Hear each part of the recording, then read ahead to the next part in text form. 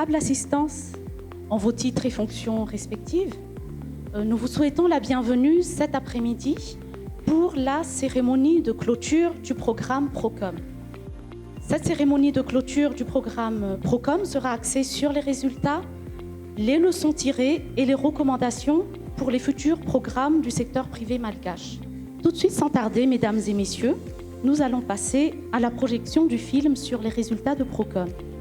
La logique d'intervention du programme est de renforcer les capacités des organisations intermédiaires du secteur privé malgache afin que ces organisations soient en mesure de fournir leurs services aux petites et moyennes entreprises, MPE.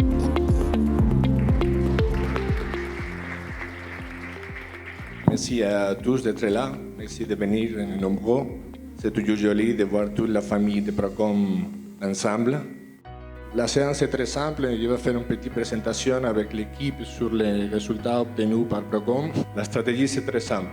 On essaye de renforcer les organisations intermédiaires, c'est-à-dire vous, mais les bénéficiaires finaux sont les micro, petits et moyennes entreprises et des entrepreneurs malgaches. On a financé 18 dialogues public-privé et privé-privé. Dans le cas de tourisme, 70 circuits de tour opérateurs réceptifs nationaux sont programmés et 78 collaborations sont renouvelées. À part l'amélioration des capacités commerciales, 19 unités de transformation ont été également créées et 2 unités ont été réhabilitées. 329 produits ont été labellisés Malagasy Niantic par l'intermédiaire de SIM. Qu'est-ce qui va passer une fois que Procom est fini? Donc, ce type d'activité, par exemple, ce qu'on a fait avec la IPM et CTHT, ou la création de 19 unités de transformation, sont clés pour la durabilité des programmes. Donc, il y a 3 catégories d'actions, d'activités transversales. D'abord, des activités qui contribuent à l'amélioration du dialogue public-privé. Ensuite, des activités en vue d'améliorer l'environnement juridique et judiciaire des affaires. Et enfin, des activités liées à des études, qui a permis de sensibiliser davantage le secteur privé à l'utilité de recourir au CAM et notamment à la nécessité de mettre dans les contrats commerciaux des clauses d'arbitrabilité. Bon, ici, il faut souligner d'abord que c'est le premier programme de l'Union européenne pour le secteur privé malgache. On a catégorisé 3, ce qui concerne le dessin des programmes, la conception des programmes, un rapport de contexte où le programme est exécuté, et une 3e catégorie de leçons, que c'est la gestion. C'est le cas que j'ai constaté à Madagascar aussi, c'est très important la compréhension du contexte local. Le contexte à Madagascar, comme tous les pays, c'est très particulier. Donc il faut respecter ça, il faut s'adapter bien. Au début, et je m'excuse si au début, le délai de traitement des dossiers était un peu long.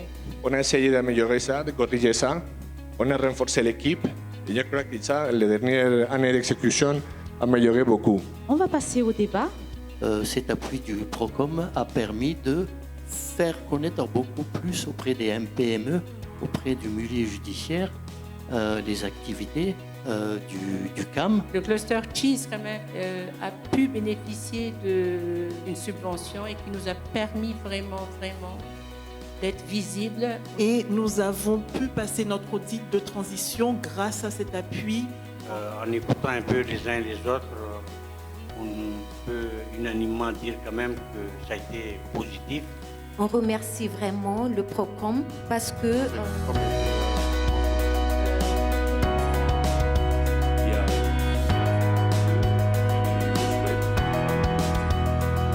Monsieur le secrétaire général, représentant Madame le ministre de l'Industrie, du Commerce et de l'Artisanat, Excellence Monsieur l'ambassadeur de l'Union européenne, Monsieur le coordonnateur du projet Procom, Mesdames et Messieurs les représentants et les présidents de groupements du secteur privé, Mesdames et Messieurs, c'est un plaisir et un honneur pour moi de parler aujourd'hui au nom de toute la communauté d'affaires de Madagascar.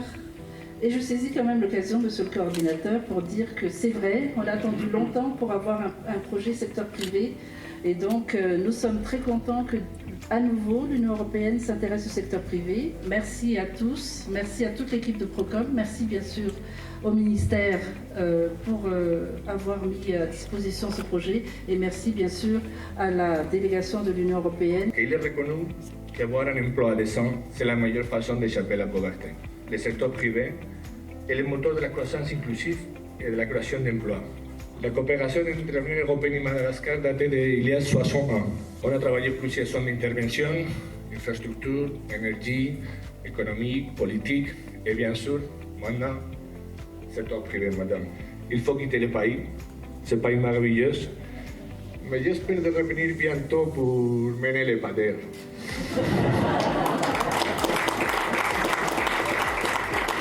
Que ce soit avec l'aide européenne ou avec l'aide de quelqu'un d'autre, ou encore mieux avec vos propres ressources, continuez à croire dans ces pays. Parce qu'effectivement, j'ai l'impression qu'on est arrivé à une phase dans laquelle on a mis, au moins pour le moment, à côté toutes les questions politiques et on peut se concentrer sur un programme de développement et l'Union européenne fera sa partie.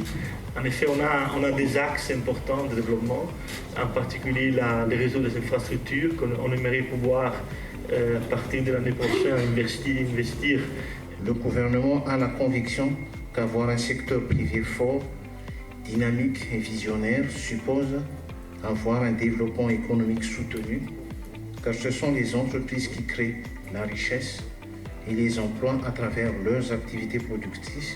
Nous restons donc confiants et nous sommes optimistes qu'avec votre soutien, chers partenaires, chers amis du secteur privé, nous allons poursuivre et pérenniser les acquis du programme PROCOM. Sur ce, je vous remercie de votre aimable attention.